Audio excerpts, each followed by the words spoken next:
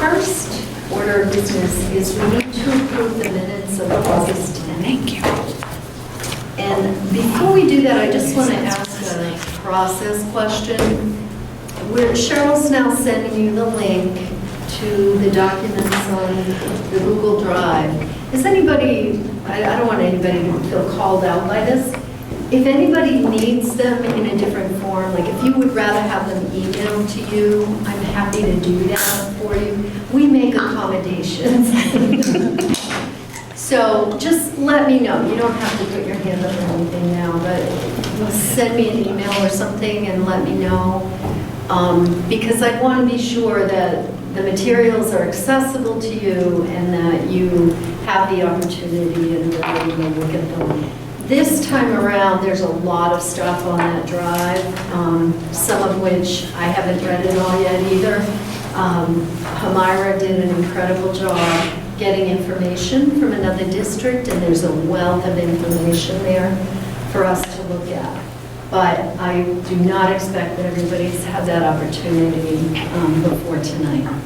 So, minutes approval for August 10th. The only thing I want to say is if I recall correctly from last meeting, we didn't approve the minutes from July, and then the only thing was on the August 10th minutes, it said that we unanimously approved the minutes from the previous meeting, which I don't believe we did. So that's the only correction I saw. Does that ring a bell? No. Kind of rings a bell, because maybe everyone didn't have a chance to read them. Yeah, and so a bunch of people didn't read them because they were on the Google Drive, so a lot of people didn't read them. So at the beginning of the meeting, he said, well, why don't we just postpone that till the following meeting, which is tonight, and then we would approve both sets of minutes. Okay. That was the only thing that stood out. Other than that, they look great. All right, so we'll need to correct these minutes and we'll need to revisit the minutes of July 13th. Mm-hmm.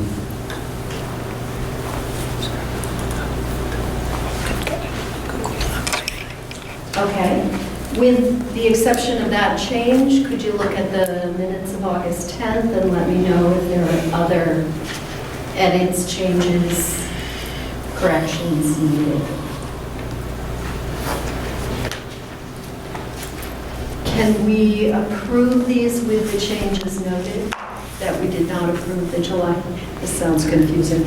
I'll make the change that we did not approve the July 13th minutes. And with that change, are these minutes acceptable for approval, the August 10th? Is there a motion? So second? Second. All those in favor? Aye. Any opposed or any discussion? Okay. I would like to refer you to the newsletter for a minute, which is just starting to go out. I wanted to just bring one quick thing to your attention on the Exploratory Subcommittee membership. We actually had a discussion this week about the role of Molly, who is here tonight, and Betsy Trudeau. And the decision was made, they both would like to be on the committee. I do not want to say no, that they cannot both be on the committee. I'm delighted that they both want to be on the committee. So I actually saw Betsy last night at the open house. So I've put them both on here. We actually approved Betsy at this past week's school committee meeting on Tuesday. So you're both officially members of this committee. What we will do, there are two options. Bev, if you have someone else that is dying to be a part of this, we'd be happy to add another Boylston teacher. Okay. The alternative is if we come to a place where we have a vote, you may share a vote under that circumstance. Is that a reasonable course of action for people? Okay. Any questions or comments on that? So Molly, we're happy to have you both. Thank You you. may continue to rotate though, as you are. Right. We haven't done that intentionally. It just so happens that our schedules sometimes don't allow flexibility, so it has been helpful to have that shared duty, so. And Bev, if you decide you want to share the role with another Boylston teacher and sort of Okay. trade off, that's okay. Okay. Just let us know so we can officially appoint. The newsletter is in multiple forms now. The links are just coming out so that we can start to, the links are on the website.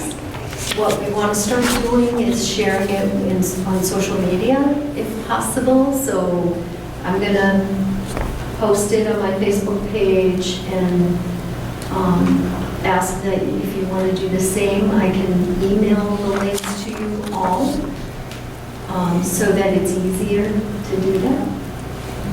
And welcome any comments or thoughts on the newsletter. The process of finalizing some of the language on the back, we tried to, as we had discussed at our last meeting, we tried to lay out a little bit about our governance discussion so that people could understand that this is the kind of question that we're looking at, what the options are in general terms. These are not the pure legal terms. What Russ has sent, which I don't know if it's up in the drive yet or not, he sent, we had talked about having examples. He's posted or sent us language examples for each of these options, because this is sort of a very informal, these are the ways these options would work. What he's done is located actual language from different school districts who are using some of these governance models. So we will share that on the Google Drive if it's not already out there. So any comments, thoughts on any of that? I like that there's like a single focus. You didn't put, because there's a lot to this, which might be overwhelming to the general population. So I like that there was a single topic here with enough focus and enough information for someone to at least be aware of a piece of it. I don't know if that's the plan going forward, to just focus on one thing. I don't know if there's even time to cover everything before May that way. But this is easy. Good to look at. Karen shared that feedback too, and it actually came from this group at the last meeting. I think somebody suggested, why don't you just start with one? Because I was asking the question, do we put a lot of questions and answers in the newsletter? And the decision, hi Russ, the decision was no, let's just focus on one thing. And in fact, it came up, why don't we focus on governance? So it really came from the group to do that. So I'm glad that that feels effective too. Good.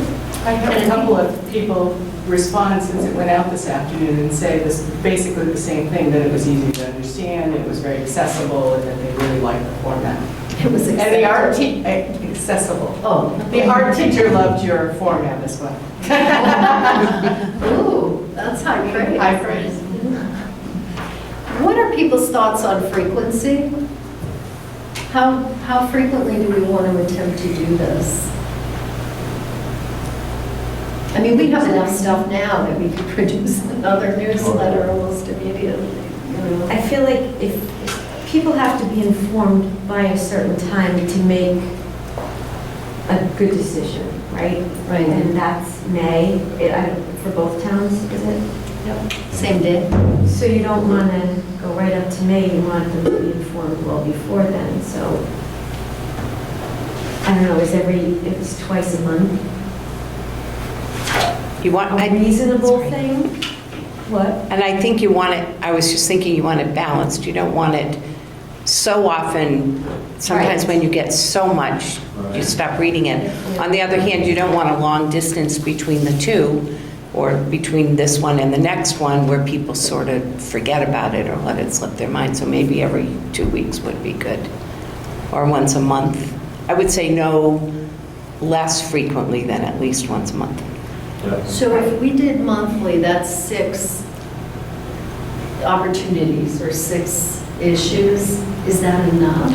Is it? I think you might The main ones that people are really going to tie into and be concerned about, like governance or certain things, would be good in a newsletter.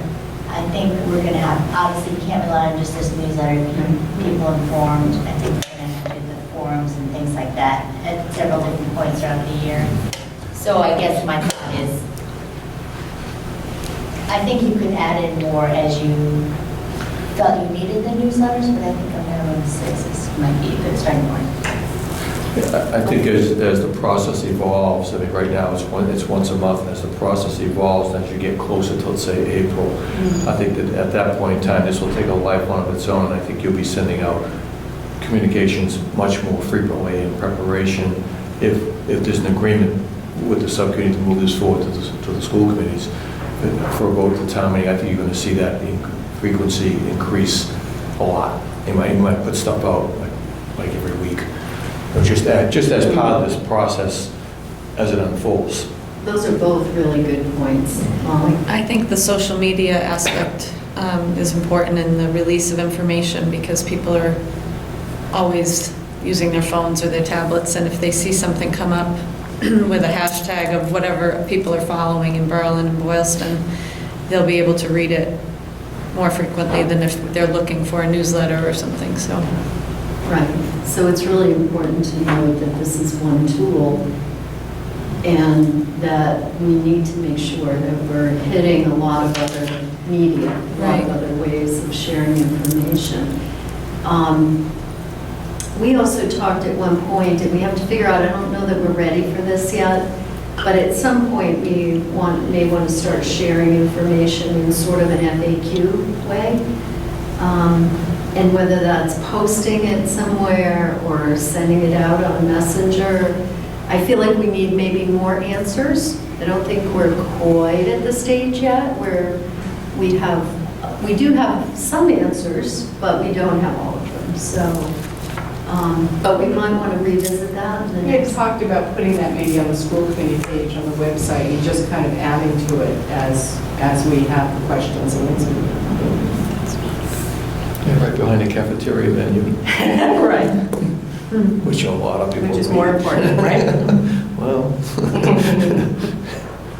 There is a balance here, isn't there? Because you don't want to overwhelm people with this stuff where they get sick of hearing.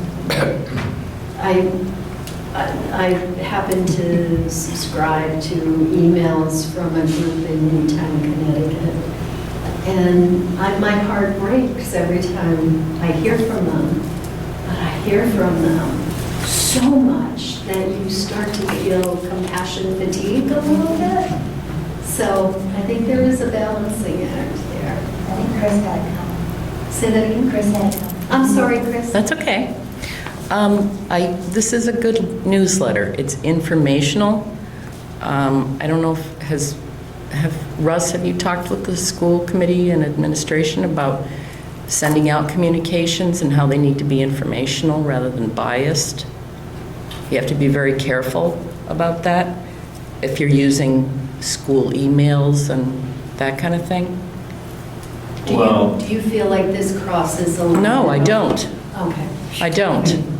I haven't really, because that's more of when you're dealing with ballot questions typically. Right. So with this issue, there is actually, at some point, you're going to be at a point where you're actually promoting something one way or the other. I don't think you should be doing that right now, but at some point you'll get there, where you're actually promoting regionalization. But I think right now it should be just information. Informational, yeah. So if we get to a point where we're coming at it with a particular point of view, does that change the vehicles we're allowed to use? I mean, are we not allowed to use school messenger under that circumstance, or?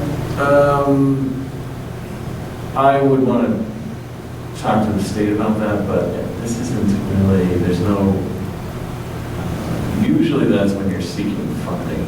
So it's a finance issue technically.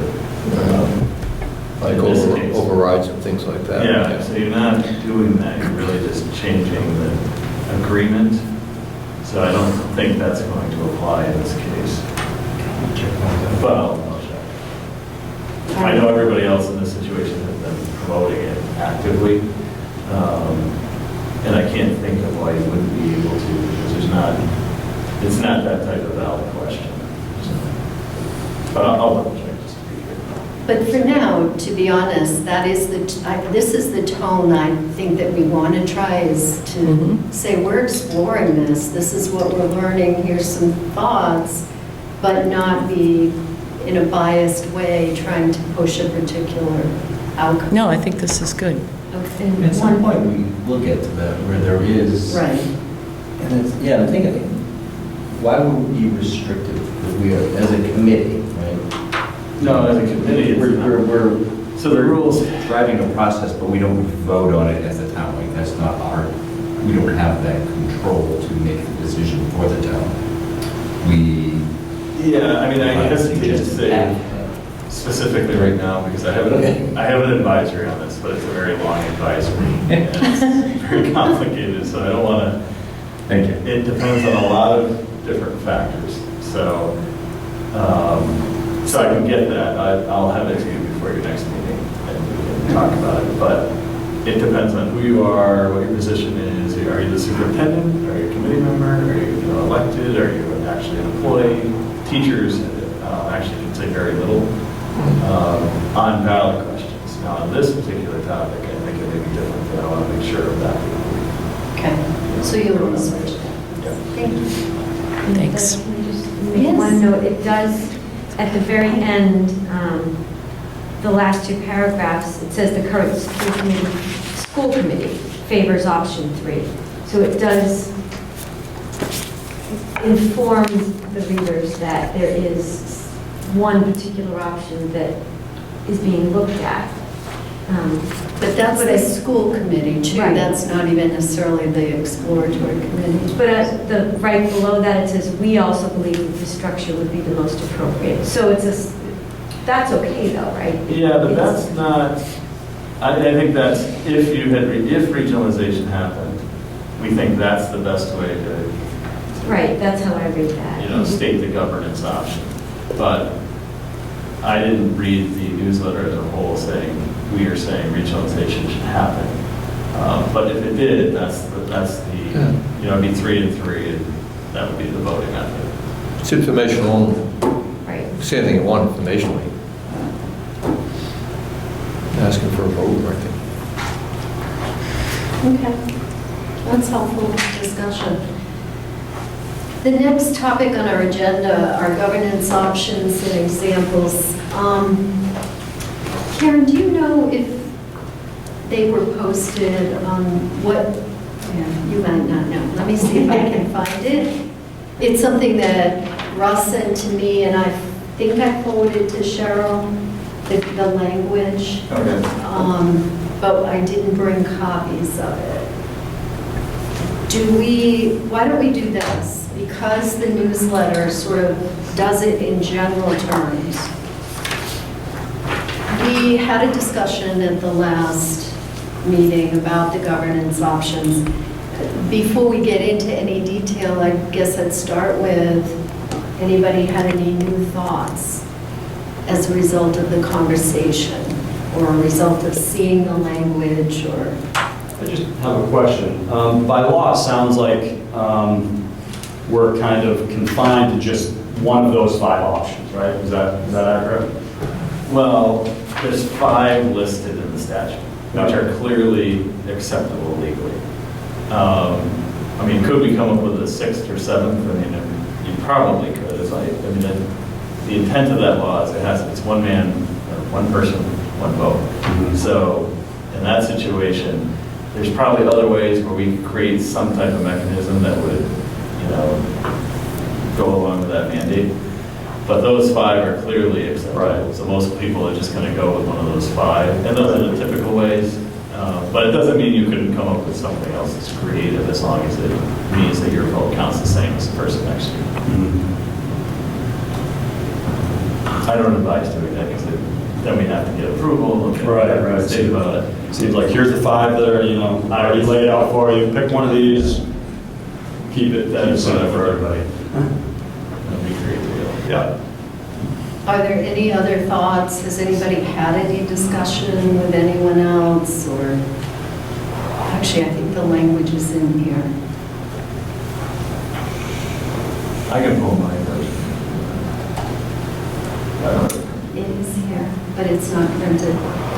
But I thought maybe what we could do is just, I'd like to start by asking if people would like to do a little deeper dive on potential language around any one of these 5 options, by way of helping you understand it better, or think about how would this read if we were to go for that option.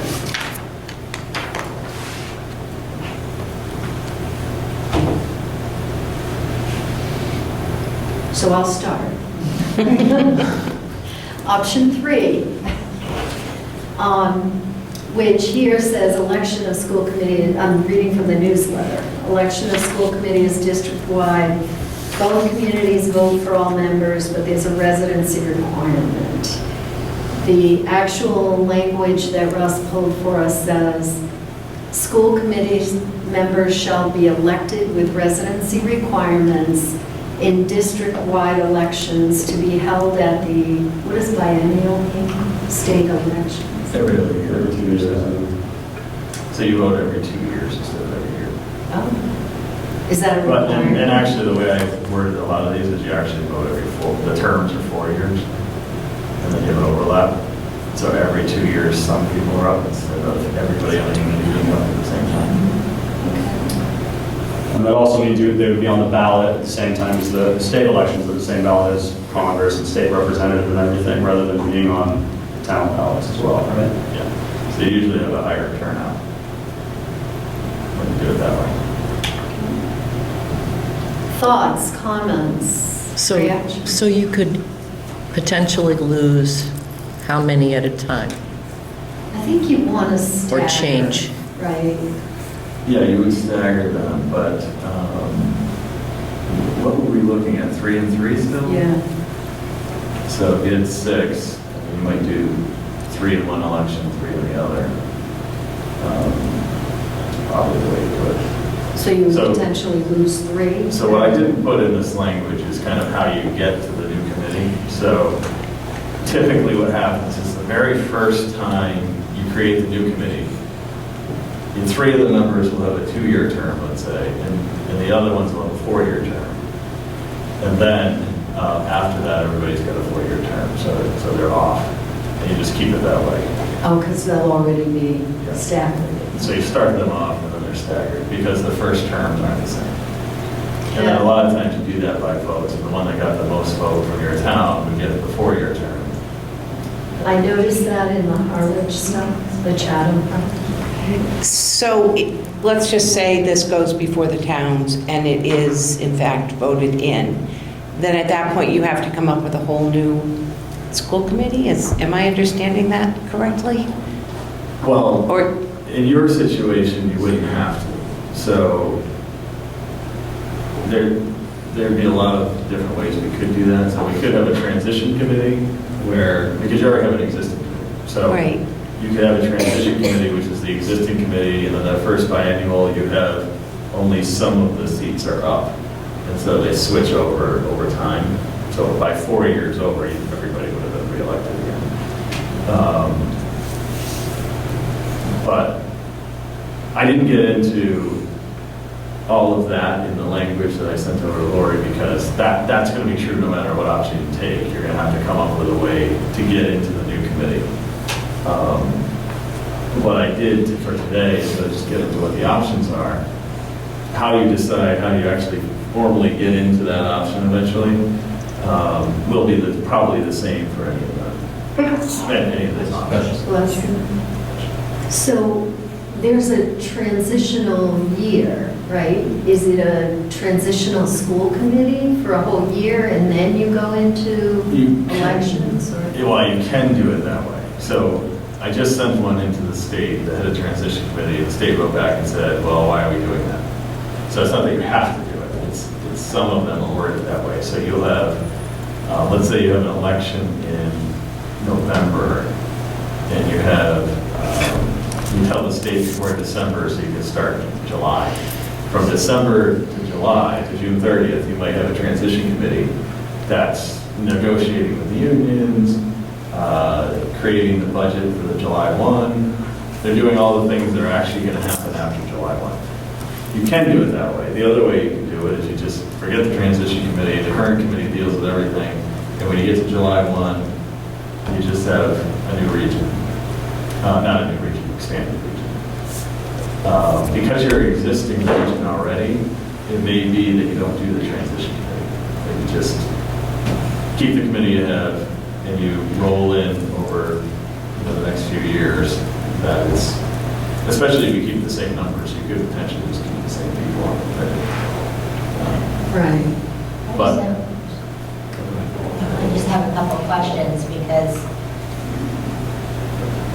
right now, Berlin votes their town officials and the school committee in May. And there's a vote for a new school committee member every year for a 3-year term. And so we're talking about changing that setup to electing in the fall. yeah, there is a complicating question, which is if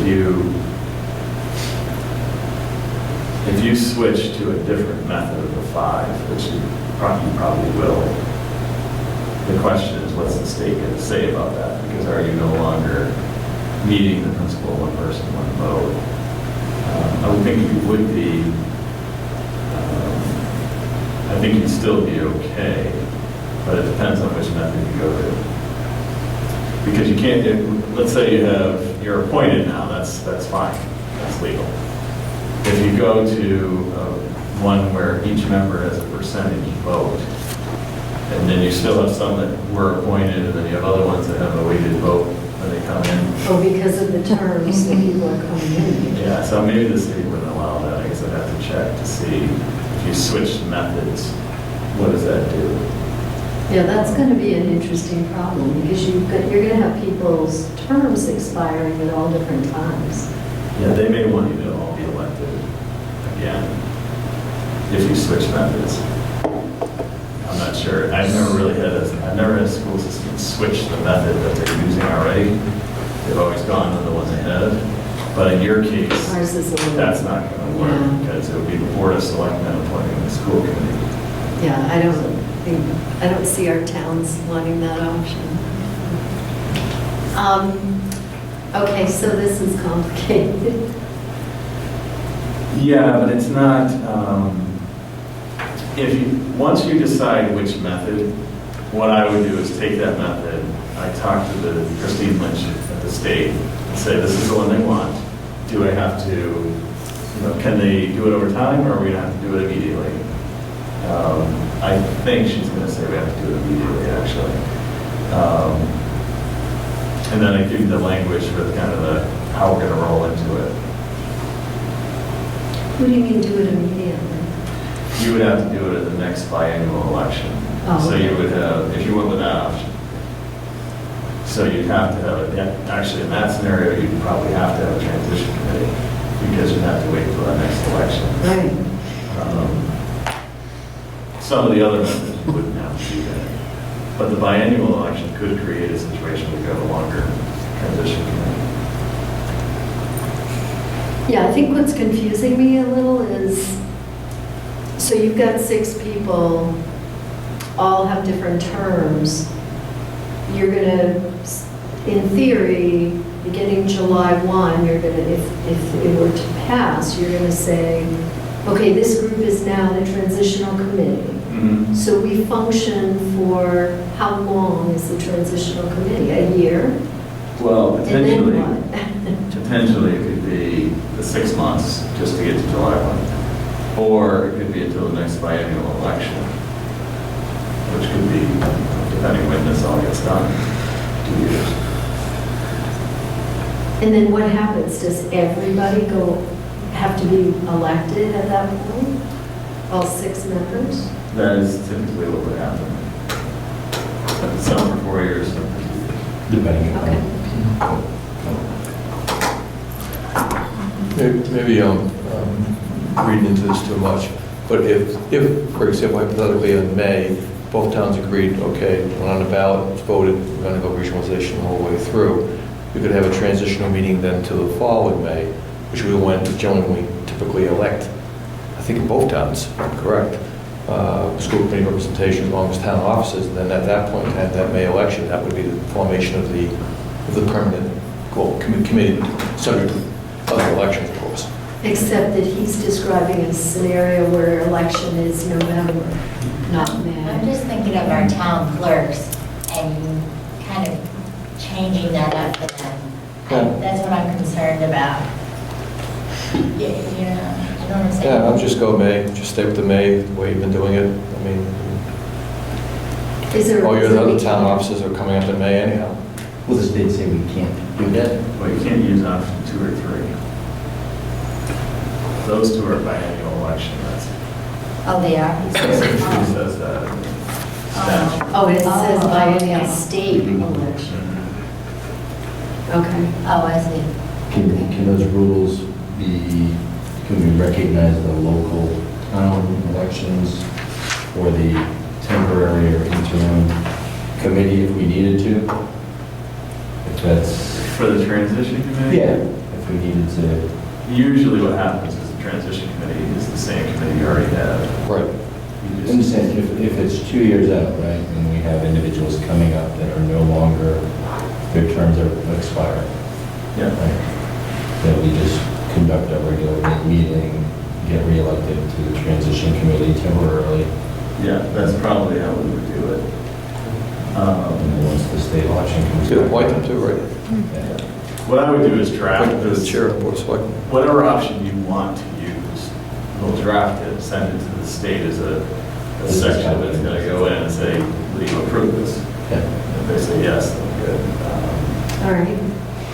So is there another option on the list that people would like to take a similarly entertaining dive into, like we just did? Was there another option that people wanted to? I don't necessarily want to explore another option, but I know I kind of already asked this question, like if it's possible to craft a separate option. It sounded like that would be a pain, but based on what I just heard from everybody, it sounded like there were, a lot of people kind of want option 3, but they don't necessarily like the 4-year, biennial terms. And what Russ had expressed is it is possible to kind of craft another option. I wonder if it's possible to say, all right, we're going to do basically option 3, but instead of the biennial November elections, the state elections, we're going to keep it to, 2 people getting elected in May for 3 years. The terms would be staggered just as they are now. So basically, it's option 3, but instead of in the fall, it's not in May with the town elections. Instead of 4-year terms, at 3-year terms. And based on your previous answer, it sounded like it would potentially be possible to do something like that, but might be a big headache and a lot of red tape involved. Maybe. I mean, one thing that the biannual state elections, I would think one of the reasons for that is so that the votes happen on the same day. Right, we're essentially moving to a district instead of 2 If you're doing district-wide elections, Yeah. it's going to be the same day. So you can't have one town vote first, and then you have another town vote based on what the other town did. So, Currently have our town meetings on the same day, do we not? Town meetings we do. What about elections? Oh, elections. Yeah, I don't know. They used to be different, because I know that was always something that people complained about, was that Ours is elected now the officials week after. After town meeting. Now, by now, that's changed around. I believe it's the week before, isn't it? Same in Berlin, Chris? We vote the after. week after. After town Yes. meeting? Oh, it is, okay. so at a minimum, if the state was going to approve the 6th option, you'd have to guarantee in the regional agreement that the elections would be the same in each town. On the same date. day. Yeah. Now, whether you can really bind the towns Right. in a regional agreement, I mean, it's a town agreement, a regional agreement to divide the towns.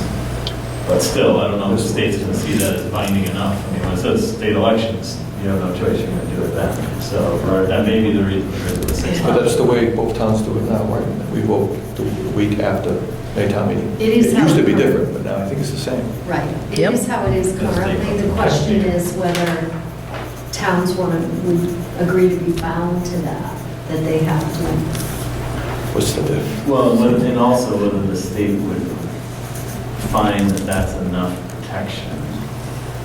Because let's say there's a snowstorm or something in one town, for whatever reason, doesn't hold the election, and they have to delay it, but the other town still goes forward. The biennial elections, they happen, no matter what.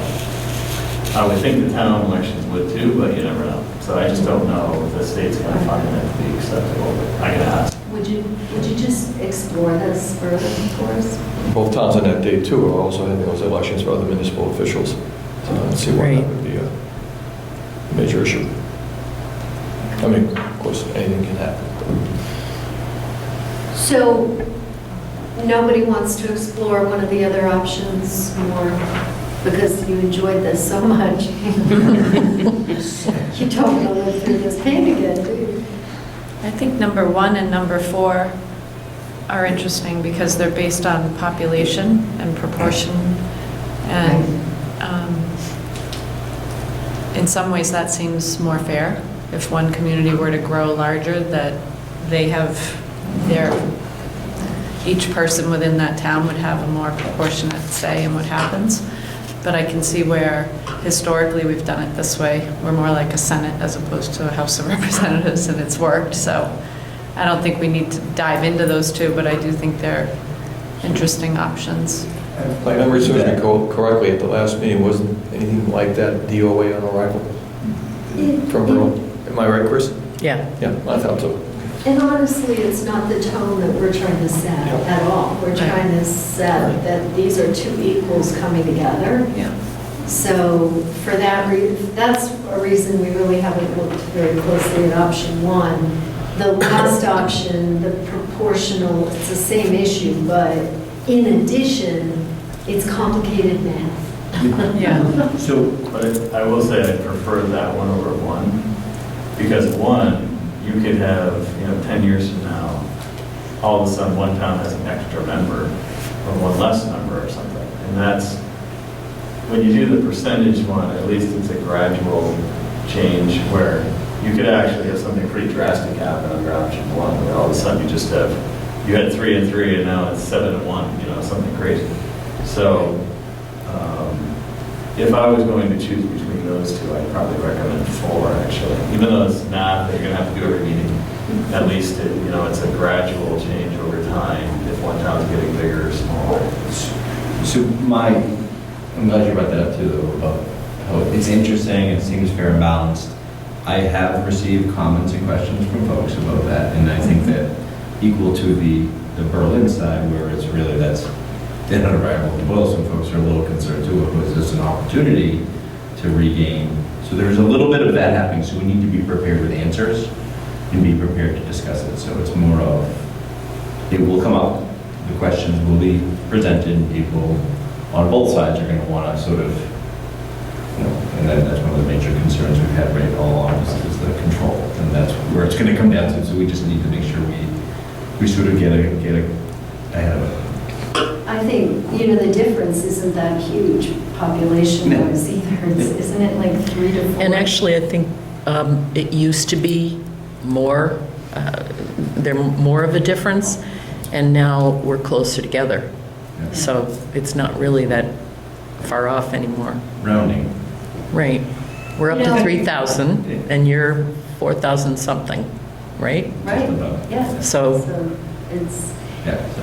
the other thing is it sets up winners and losers in a sense, or the perception of a balance of power that is not what we want to do. It's not what we're interested I in. like to go with the Senate versus the House. Good comment. All right, so now I'm going to ask you the really hard question. Is anybody of a mind that we could vote on an option this evening? How do people feel? I did talk to the other 2 selectmen about this, and they weren't prepared at the time to make a decision. I mean, it's up to you what you want to do, but So, go ahead. I was just I think we should wait till the next meeting to vote on it to approve, because I think we have this forum, it's kind of a fairly large subject. We'll probably get some feedback, and I think you're right, we'll talk to the other select folks and make sure we have everyone's understanding. Were we waiting on Russ to look into Well, some that's factors the as other well? piece that we'll have, we could actually vote on language even, potentially, or at least have more clarity Yeah. around some of the discussion. So that sounds I like a think we good should put it as an idea. agenda item Good. intending to vote. Or at least a concept that narrowed down to one option. But it sounds like. Flesh it out. Yes, sir. This is like my kids. So it sounds like maybe I should, well, I'll find out from the state if I can do option 6. If I can draft the district-wide residency requirement option, the biennial elections, and I'll draft the other one, the town elections, with kind of a scenario for how we get there, and give them both to you in advance of the next meeting. Those, it sounds like you're leaning towards one of those two. Yeah. Correct. One of my concerns is that you don't want too much turnover at the same time. Yeah. And, so if we could keep it to, at the very least, 2 people on the committee change at a time. You don't want any more than that. Yeah, I'm just trying. It's a small committee. Yeah, I think that's a good thought. We did have something in the Harwich agreement about turnover and how they were going to get there. They have 4 and 4. They have 8 members. On that note, would anybody be opposed to potentially having 8 members instead of 6? Because that way there'd be a little bit more even If we were the state. spacing between, if we did option 3, then you could stagger all the members a little bit more evenly than just having kind of one-sided. Is it based on population at all? I mean, is the number? No, it would still be equal. It would essentially be option 3, but instead of No, I 3 mean- for each, No, huh? she's I mean, the asking- number of school committee members, is that based on the population of the communities? Maybe that's why we're 6, or, yeah. Yeah, I don't know the answer to the legality Right. of it. Right. I think there's pros and cons to being smaller and bigger. Yeah. And smaller is usually better, in my opinion, but not too small. The Harwich, Chatham-Harwich agreement, what they did is the 2 candidates receiving the highest and second highest number of votes were elected to 3-year terms. The candidate receiving the 3rd highest number was elected to a 2-year term, and the candidate with the 4th highest number of votes was elected to a 1-year term. So they did keep it to no more than 2, transitioning in any 1 year. So some kind of language that if we could keep it to no more than 2, I think that's good. So how about if you do some research for us on the couple issues? One is the size. Is the size dictated at all, or? they Well, I know the just- answer to that. It's Oh, it's not. no. You can do any number you want. You had 33, make 10 Tasqua. Yeah, Russ said he doesn't recommend I that. think it's hard enough with 6, All right? right. Especially if they often need to say something. Do Take you have forever. clarity on where we're going from here? There's some advantages to that. Russ, are you clear on where Superintendent's we're point. going to get us? 3. Yes. Okay. Yeah, I'm just Oh, yeah. looking at another regional agreement that has the transition listed. So you'll come back with a couple of options and how we get there, the transition part of it. Okay, sounds good. So the next topic is, Bob, do you want to just share a little bit about what you're doing, where you're headed, and when we might talk about this further? Sure. So the work on the financial analysis piece is ongoing, and I've met a couple times, talked on the phone. I did need to circle back with Stan. And one of the things that we wanted to do, we felt like we heard at the prior meeting, was to find out more about the possibility of alternative allocation options. even though they're less common. I think it might be something we need to look at. I know one of the issues came up was if the community wanted to invest more, is there a mechanism to allow them to do that? So that's what our focus right now is on, is kind of coming up with, are there flexible cost allocation methodologies that we can look into that provide the communities with some flexibility, at least to share what those are. So I've placed a call into Christine Lynch to try to touch base with her, and I'll be able to hopefully share that at the next meeting in October. So we look at both operating costs, capital costs. One of the things that came up in our prior meeting was, capital costs. Just going to make up an example. If one community had an old building and the other had a new building, it probably wouldn't be fair to say that we should just allocate the capital costs on a per student basis. We might say that if we were going to replace a roof, that certain large capital articles should be funded by the community where the school is. My understanding is there is some flexibility with that, and you could set thresholds, but I'm not aware of what the flexibility we have with operating costs is, other than the statutory method. So that, I think, is going to be our most important focus right now. We've done our initial research and looked at the Abrahams report and somewhat affirmed what their findings were, and that kind of pointed out that we probably need to look at flexible options for how we can allocate costs and also how we can fund costs. I think was raised, one of the questions brought up at our prior meeting too was, we do invest a little bit more in Berlin, and what if we wanted to continue to do that? As a mechanism to do that so that costs can, funding can stay in that school, or they can opt to fund at a higher level.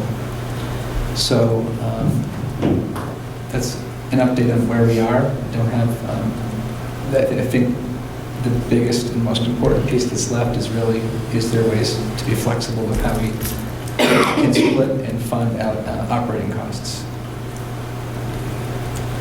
The example that I've used when Bob and I were talking about it is you have a couple and one of them's coming in and maybe they've got 50,000 in debt and the other one has 25,000 in debt. And now you're putting that together at 75,000 and splitting it equally, and one goes up and one goes down. And that's kind of what's happening in this scenario.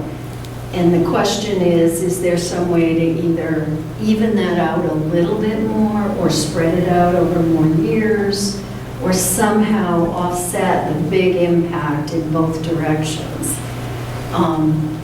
So, is that fair? Is that a fair description? That would be a piece of it, and just also the flexibility to direct funding to one school, whether that's an option.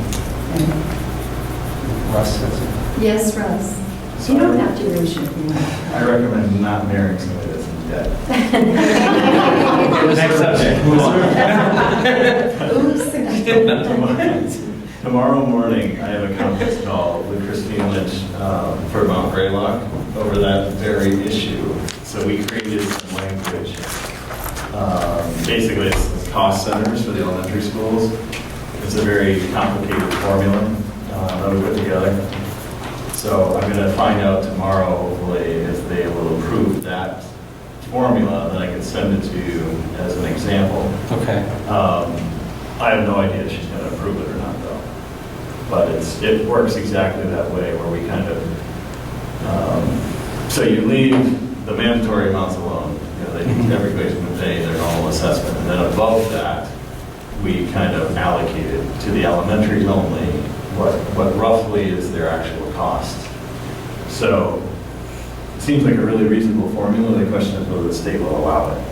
So tomorrow morning, we're going to have that conference call. I don't know that she'll give you an answer tomorrow morning, but hopefully before your next meeting, I'll know better about that too. One variant on that I'm sorry, go ahead first.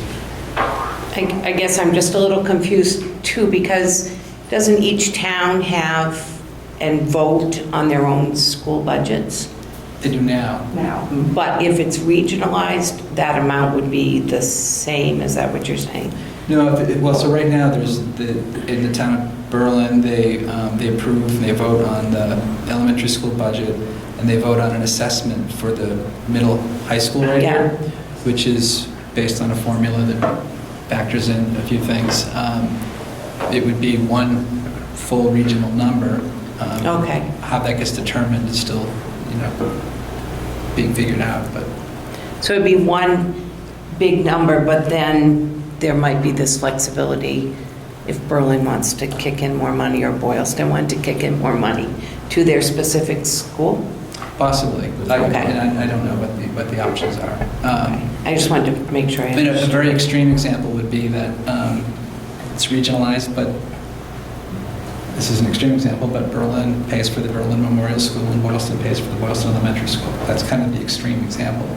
I don't think it's quite that. And I think one thing we would advocate for, if it's permitted, is to not do that for special education out of district costs. You're not able to predict where those costs will be.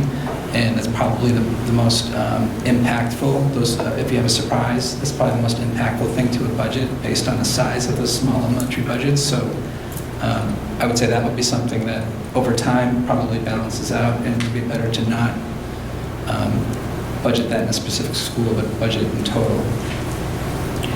Were you going to say something? Yeah, just, so putting in more money is actually a different issue. So like Bridgewater Raynham, it's not usually in the regional agreement, but at town meeting, you can vote a higher number. That just goes to your elementary, that town's elementary. What I'm talking about is the amount that would have been, so right now you have a per pupil cost at Williamstown and Lanesboro Elementary. And usually the smaller school is going to have a higher per pupil cost because you still need kind of the same basic principals, nurse, all the things you need. So, but this regional agreement, because Williamstown is quite a bit bigger than Lanesboro, Lanesboro has a higher per pupil cost. So what you're trying to do with the regional agreement is kind of balance that a little bit more, because otherwise the assessment is just, if the average is 15,000, even though one elementary is 20 and the other one's 10, everybody pays 15,000, you get assessed out that way. It is based on population limits. So what we try to do is maybe it's not going to be 20 and 15, but it's not 15 either. We're trying to make it, 16 and 14. So it's still not perfect, but it's going to be closer to what it would actually pay before regionalization. In your case, it's not as important because the populations are much more similar here. But I can show you the formula to see, so you can see what it would look like, if I can get it approved, what it would look like based on just the regular method under the law versus this kind of hybrid method, and how much of a difference does it really make. If it doesn't make much of a difference for you when you run the cost analysis, then it might not make sense to make it more complicated than it needs to be, but it might help get it voted at the towns, ultimately, if it looks like there's some reallocation. The student populations are significantly different, even though the town populations might not be. Although they're both small populations, but when you get to small numbers on a percentage basis, that can be pretty significantly different. Are the per pupil costs quite a bit different? Just for round numbers, 18,000 in Berlin and 13,000 in Boylston. Oh, okay, so you have so this formula is something you're going to want to look at. Anything else on financial model? There is, one of the things that I realized in getting the stuff from Harwich and Chatham, looking at other people's regional agreements can be illustrative too. So as people are doing the research piece that they volunteered to do, please try to get their regional agreement if possible. I mean, I learned a lot by reading these, things that we haven't talked about yet, or things we'll have to nail down. When we get to that stage, is that something you do? You will draft the regional agreement? Yes, and so that process is, and I'm going through it right now, what you do is you take your current regional agreement and you redline it or track it. So any changes we make will be noted in the agreement and tracked on the side so that you can see everything that's changed. And it goes to the state that way too, because they want to see everything that's changed. Then they're going to send it back to us with comments on the side as far as what they want us to change. The regional agreements are really, there's a this template that everybody uses pretty much. So the regional agreements are very similar in many respects, but there are variations, especially with assessments, budget, how you vote your members. But I would say 75% of it is just going to be the same as everybody else's. I mean, the state requires half of the stuff at least 50% is boilerplate. They're going to make you add a number of provisions to yours about the commissioner approving any amendments and things that they've realized now need to be in the agreement because people were amending their agreements and then telling the state. Because nobody really knew they had to. So those are the type of things that will go in, but it's going to be a very interactive process, and you'll see everything on that document that's been changed. But it's not going to be recreating the wheel. I mean, most of your regional agreements perfectly fine, legal, but you'll be adding a lot of things probably on the budget side and also on the elected member side. The rest of it probably won't be changed dramatically, although as Lori said, we may want to be, if there's something in another regional agreement that looks like it would really be useful to you, put that into it. One of the things I was surprised to see, I was just looking to see if I could find it. One whole area that obviously has to be a part of it is the idea of admitting another town. There's language about that. And also, what are the rules about withdrawal? And it was interesting in this one, they don't allow you to withdraw. You have to give 2 years' notice to pull out of the regional agreement. But they have a section on teachers. And it surprised me a little bit because I think they have MTA there. And it said, teachers serving in the schools of a member town at the time the district comes into existence and who have professional teacher status shall be employed by the district with that same status. Now, that doesn't necessarily mean seniority. That means professional. They'll still have tenure, essentially. Okay. They call it, that's what it is. Okay, all right. So I was wondering if that was wading into the area we said at our last meeting that is more the purview of the union to... Yeah, no, they would maintain their professional teacher status.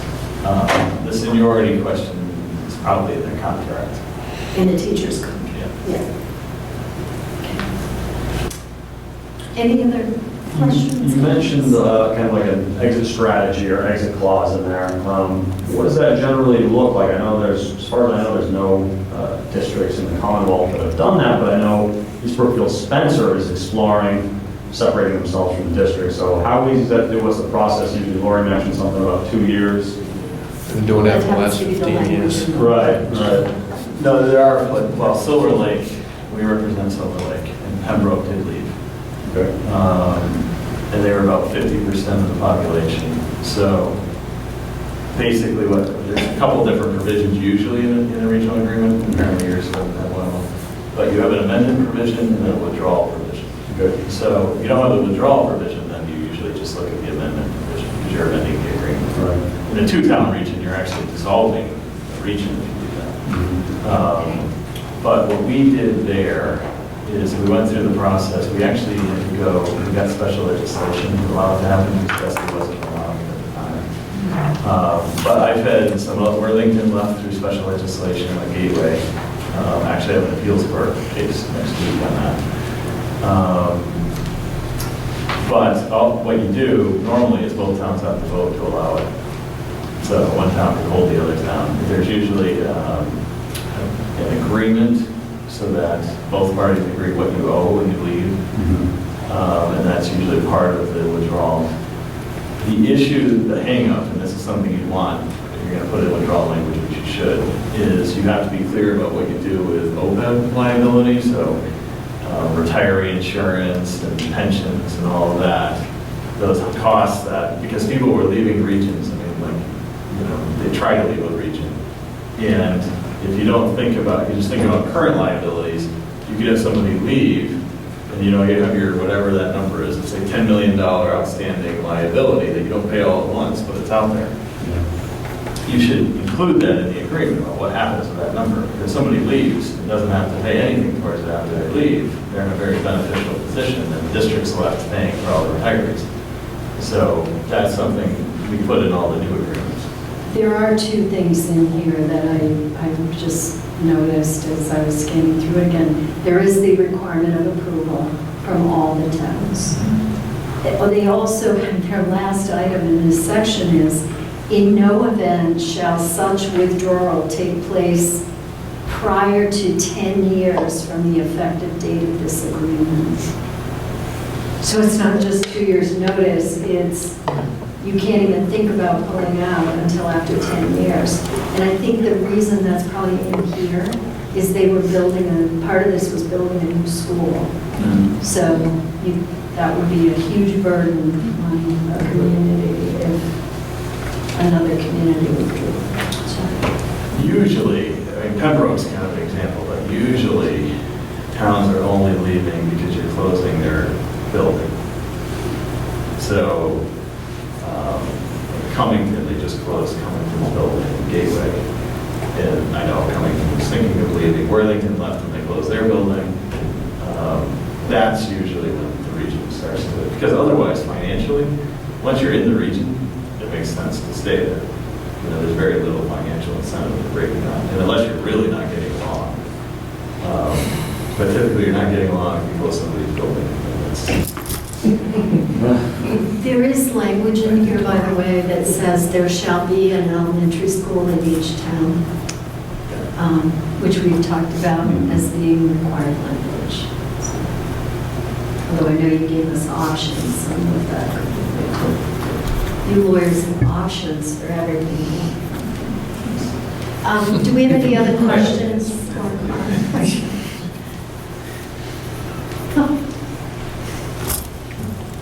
All right, next topic.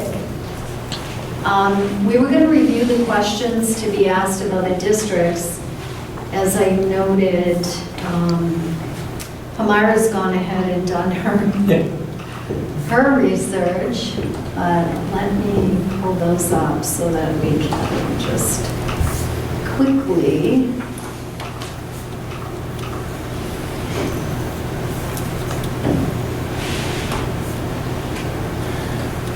Actually, the easiest way to do this might be to look at her.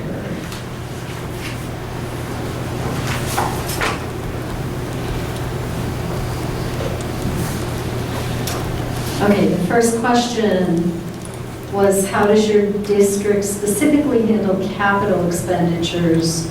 And has that system ever caused problems between the participant communities? Second question, what specific method does your district use to elect school committee members? Do you consider this method satisfactory? Please provide detail. Why were you interested in pursuing regionalization? What were the barriers for regionalization? To what extent have you seen the advantage in regionalizing your school system? What promising practices have you encountered in regionalizing? What teacher and employee issues, seniority pay, contractual benefits transfers, have you experienced and how were they resolved? Did your districts have different union representation? If so, how did they merge? In this case, they all had NTA, I guess, so it wasn't an issue. Has leadership turnover been an issue prior to regionalization? Has there been any change in leadership turnover patterns since regionalization? And then asking to email copies of the regionalization agreements. Was there anything else, Mike? Did that capture the essence of the questions you and Nadine had talked about? Yeah, we reviewed the questions. We did receive a number of them from just people from both communities. A lot of them were the same. In fact, 90% of them were probably just were the same. And they were questions that we were going to address anyhow. So I think as far as it was fairly homogeneous in terms of the type of questions that were coming in, but that's what we had listed. So we did take that into account from people from the greater communities of both Berlin and Boylston, what the questions that they had sent in. What I found interesting, Hamira talked to the secretary, I think, to the superintendent, and then both the secretary and the superintendent provided email answers to the questions. Oh, that's And gracious of them. It really was. Yeah. And a ton of attachments.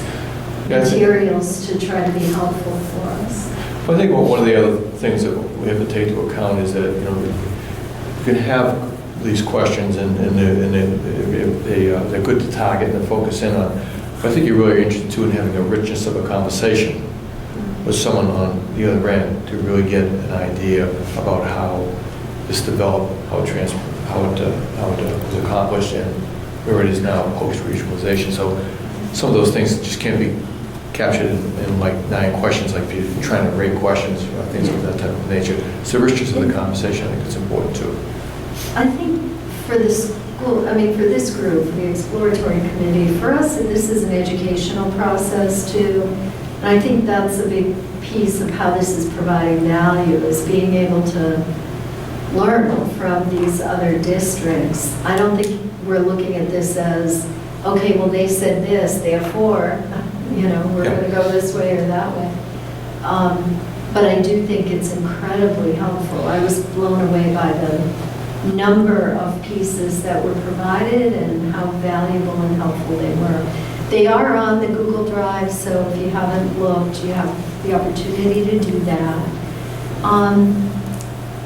For those who have offered to do this, if you could make calls before, or send emails, or however you choose to do it, before the next meeting, that would be great.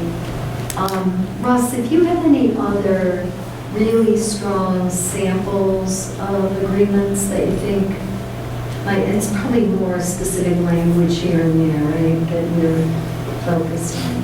Yeah, I mean, I think most of your agreements are going to look like most everybody else's, except for the assessment language. Okay. That's really, Christine, if you're missing something, Christine Lynch is going to tell you when she writes back to us. So there's going to be a whole bunch of things that you might be missing. Like one thing will be K-12, you need to say specifically you provide transportation to everybody, well, it should be pre-K-12, in order to get a reimbursement. So if you don't already have that in your regional agreement, you put it in to make sure that that happens.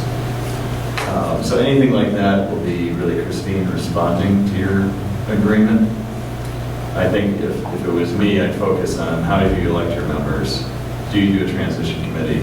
And what's the budget process? So those 3 things are really, and then I guess 4th would be withdrawal. You know, if you want an addition of members, if you don't have that language, that I'll put that in. The building, an elementary school in each. Yeah, so all of those things can be added, but my guess is your agreement's already going to have most of what you need. We'll just be adding pieces here and there.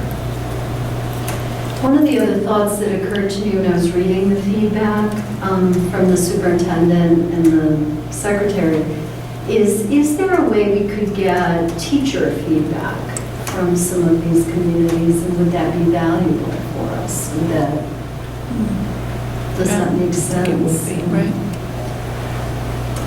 So how do we best do that? Karen, do you have any thoughts on that? I don't know, I was just thinking as you said that, how do we do that? And would it tell us anything? We give it to the union in all 3, Yeah.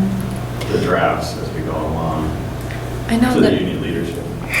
sorry, we're in touch with our union rep in Berlin, and he wants to take it to a different level within his department in order to find rules, our rights, things like that. And I'm guessing that in our conversation, when we do finally get to have it, we'll learn through them what they've experienced maybe with other districts. So that might be That's true. a way, you know, like you come to us with your experience in several places, they'll come and say, well, when I did this in this district, the teachers felt this way or wanted this in there. So that may be enough information.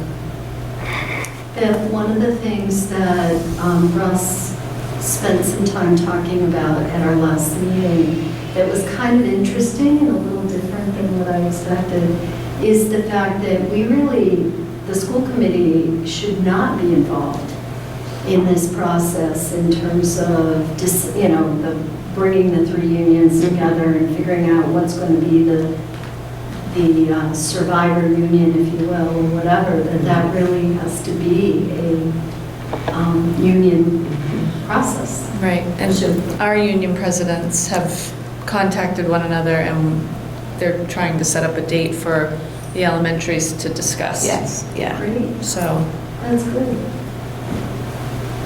I did pass along all the information from the last meeting to our executive committee at Tohoto. And I'm not sure where it's gone from there, if they've even contacted the other unions. We had talked at our last union meeting about that same thing, being in contact with Berlin, but also in contact with the people from Tohoto, and possibly setting up a meeting with all three yeah. to have, to start these discussions. I think because the elementary unions will experience a similar maybe absorption, they want to get on some sort of understanding with each other, and then perhaps meet with Tohoto, because, That makes sense. two different. I had a question too, when you talked about putting it in the agreement that each town would maintain their elementary schools. And I know one of the things that keeps coming up is it appropriate then to say each town would maintain a K through 5 or a pre-K through 5 elementary school? Because I think there is this concern that down the road, say Berlin becomes a K through 2 school and Boylston becomes a 3 through 5 school. And I know that that's happened in other districts, and teachers also get moved, or could conceivably just be moved between schools without any, without really a say in that decision. Because I know at Quabbin, there's been a lot of, I don't know if you're familiar with that, but there's been a lot of that conversation. Usually if you put in language about a building being in a particular town, you're specific. It goes in the pupil section, so it'll say students in pre-K to 5 have a right to attend the building in Okay. Berlin. Same thing in Boston. Okay. But it's a good point, because if you just say there's going to be a building in each, and I have some regions that say that, you could say, well, what's more common than what you just described is you only have, they go from pre-K to 6, and now it's only pre-K to 4. But each school only goes to 4th grade, and they move them all to high school, especially when populations drop. But when you do that, there's a lot more pressure to close one or the other building, because now you only have a few grades in that big building. So Russ, So you do want to think about that. what would happen, I'm thinking one of our benefits of regionalization might be bringing our ELL population into one of the buildings, or a special ed cluster of students into one building so that we could maintain the program. Would that preclude that? Well, I have some agreements where we put in language to try and deal with that too. So those agreements say things like, for one, if you had a bullying issue, for example, that kid might be able to go to the other building. Or issues like you just described, or if there's some event let's say one of the schools is flooded or something, that you're going to be able to move the kids to emergencies. So we can put in language to deal with that too. They do tackle that in this. They do keep it vague, though, saying there shall be no less than one elementary school in each member town. So I think what you're saying is maybe that needs to be specific grade-wise. We might want to get a feel of whether the populations want it that way, though. I Yep. could see some benefit I in some could ways too. to a K to 2. We'd have I more could too. diversity, larger numbers, Yep. but, so So that might be. to limit ourselves in a long-term agreement, maybe there needs to be something saying that there would be an approval process if the model were to change, but it would be possible. The other language here is students in the elementary grades shall attend schools in their towns of residence except in special cases as defined by the regional school committee. So that might Cover tackle that. some of those scenarios. I just had a thought about population growth. So Diane told us, I think there were 40 new students overall in the school this year in Tohoto, which is a lot, given the size.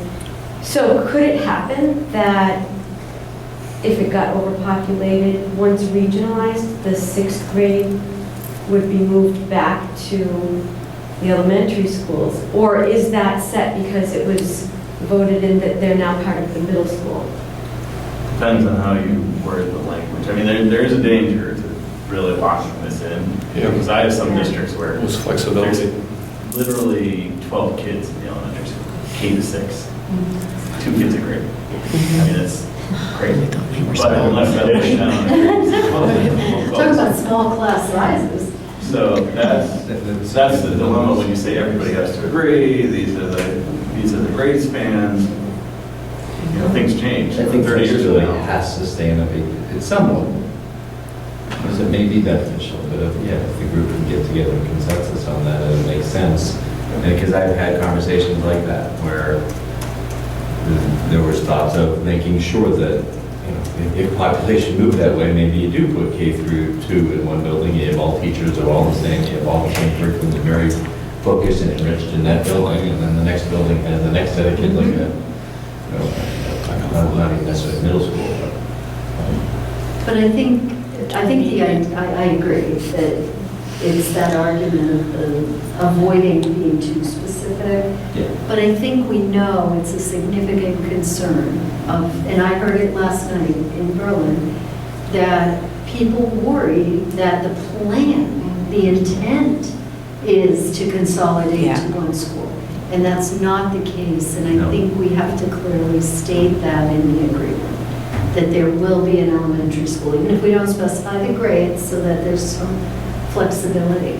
The other thing is much as we did with the 6th grade change, that was an amendment, right, to the original agreement. If something big changes, there will be a process where an amendment has to be approved. So, I think that's how it was. It was an amendment, it wasn't a new agreement, it was. no, it was an amendment, yeah. But I think we approved it, right? We did, the Town town meeting. voted it in. Yeah. Yeah. In some agreements, the school committee can just do it. So you must not have the flexibility in your agreement now. That might be a good focus for one of your newsletters, Lori, because that was one of the first things we heard, is they're going to shut one school Yeah. down, or they're going to put all the kids in this school, so maybe that would be a good thing to just get out there and go. Great idea. I think it needs a lot of exploration because there's a lot of people who I think immediately were very apprehensive about their students being bused, you know, into another town or something like that, so definitely have to figure out how to tackle that. Okay. Let me just get back to the agenda. I think we're getting close. Communications, I do want to ask, again, share information as much as you can. If you have ideas on things we should be doing around communications, let us know that. Let Cheryl know. If we should be posting somewhere in particular or attending a particular meeting. We've tried to have a presence at the open houses, which will continue. I always notice that the voting population is not always parents of students. I mean, there are certain percentages, but how do we reach the other populations who may or may not attend open house or have social media? I already made the comment that I thought social media was a great avenue, but then there may be populations within each town that don't use that. Can we use our select boards to help disseminate information? Because I'm sure the select board in some way, shape, or form is sending out town-wide communication. I know we have even like Christmas in Berlin. You don't want to. There are certain social gatherings in the fall and in the winter that happen that maybe a table could be there for information purposes, or it reaches a more diverse group. That's a huge point. There are a lot of people who don't have children in the schools who...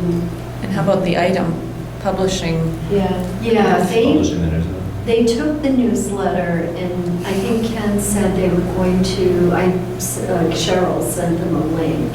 I think they were going to post it on the website, the link. So, I think any town-based events, we try to do community listening sessions, which everyone's busy, so maybe we just do we go to them? We still have to do that, Yeah, I but- think, but I think we want to be a little further along, maybe more answers. So maybe, we're running out of time, aren't we? Yeah, I think We probably need to do them by November. The senior The next round of listening sessions. Well, what I'm saying is I wonder the level of importance, I think we want to offer them, but we're going to accomplish that also if we just get to town-based events and be visible and available. Yeah, Right? that's our There's huge voting population. a town day, fair, something just to be there. I think there's a town concert in Boylston coming up, Parks and Rec does, right? Isn't that? And just make sure maybe we can try to have people available when we have our talking points, or at least have these available. Yeah. We may not have to be there to speak on it, but if they have access to the information. That's a good point, though. Talking points can be really helpful for all of us. It sort of crystallizes the messaging down a little. And the last time we had talking points, they were long. But I'm wondering if we should think about sharing just a set of very brief talking points. Who are we? What are we doing? Why are we doing this? What's the timeline? Maybe just a few basic things so that as people are talking to other people, here's sort of a set of things that you can share. I mean, you can share any of what we're talking about. I know the Boylston sends out a senior newsletter, and it goes out, I think, 4 times a year. I think Terry Mannion is the one that sends it out. Berlin is it? probably has something too, I would imagine. It's a senior newsletter, they put it out, it's just all kinds of informational things in there on everything from flu shots to, what we're having for potluck supper or whatever it is, but it goes out to a lot of people.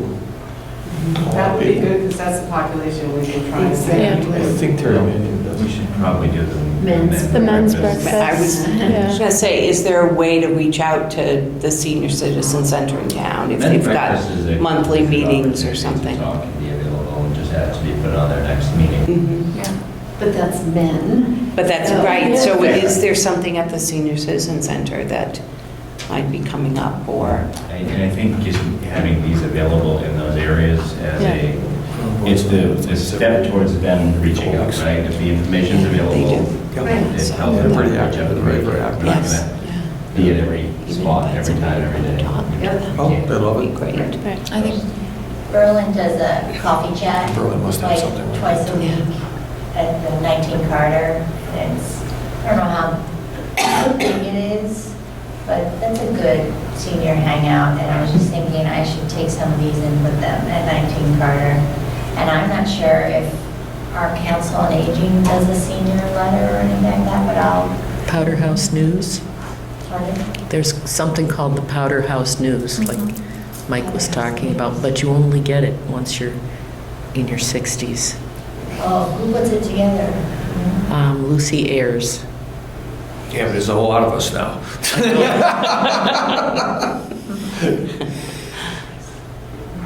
But I was saying, even if somebody Whoa. could go and speak to the senior citizens at one of their events as we get closer, I just so think a that they're face-to-face understand. contact might instill more trust. Yes, Say that again. I think face-to-face presentation would help us earn trust. The other thing is to be thinking about, every community has influencers, and there are people who can connect us to people. So an example is, some of the select board members have ties to some of the senior citizens and others in the community. We might want to think about who are the people that we could connect with, just for the purpose of making sure they're tuned in, they've got information, and that they understand what we're talking about.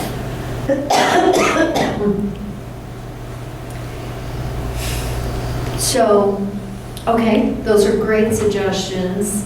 What we will do is maybe for the next meeting, try to bring some really brief talking points. And maybe we could develop a schedule. Sorry. Who's going to be at the Boylston Elementary House next week? Someone you attend that meeting. Okay. Yeah, I can. because I'll be there, because my son's in school, so I was gonna be there, and I don't know who to look for, so you'll be there, and we can hang out a little bit, and Yep, so I'm disseminate some Yeah, information. grab grab those. a handful of those. and, Absolutely. Yep. I will be in a couple classrooms at a period of time, but yeah, Oh. well, should one this year. I'm sure we'll run into each other, and then Yeah. we'll formulate a Where did you plan. guys have in Berlin, where was just? It was in the hallway. Okay. Just, And we were, I mean, there were a lot of people around. You kind of had to accost people a little bit. Did you find that too? Well, most of the teacher sessions, there wasn't a lot of traffic at all. I mean, It takes a couple, you just get the message started, and Yeah. people have questions, but they hopefully will hunt the answers down, and that's what we have to be available for, so. Yeah, so I'll be there. Okay. For the next meeting, my goal is to bring an updated version of the Q&A and see what progress we're making and maybe what big issues still haven't even really been broached or really need some attention. I also want to look at, they provided from the folks in Harwich and Chatham, kind of a timeline and a set of what really came from DESE, the kind of roadmap of topics that we have to be sure will get covered, if not, we've already. And I may have missed it. Was there a set of questions distributed for the communication? Was it in Yep. the folder? Yep. Okay, I'll look closer. I believe it's in the folder. Okay. If it's not, let me know that, Okay. and I'll look too after. Did other people see the questions No. for the other schools? I passed them out in the meeting. I have a hard copy. It's not a lot of email. I I always know what I think they're going to be as. Which questions are like in a spreadsheet, right? Right. No, well, the Q&A I handed out. Right. I think the question that was being asked were the questions for the other school districts. Is that? Oh, that. Oh, Those questions I did not see. I didn't see them. No, okay. I looked for those. All I right. didn't see I looked those. at those and I looked like I hadn't done my homework because I saw what was already being done by others. I said, uh-oh, where are the questions? Okay. The Q&A is in your drive too. So that's a piece that I want to update for our next meeting. All right, so we should set some dates. We have a date for October 26th, 7:15. Does that still work for everybody? The following month, we should schedule for November.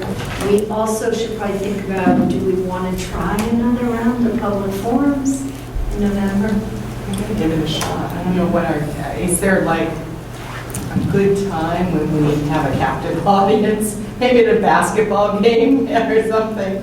That's what I was thinking. Hold on. Or is that maybe when you try and target some of these other groups in town? Because I feel like this, if you have a listening forum,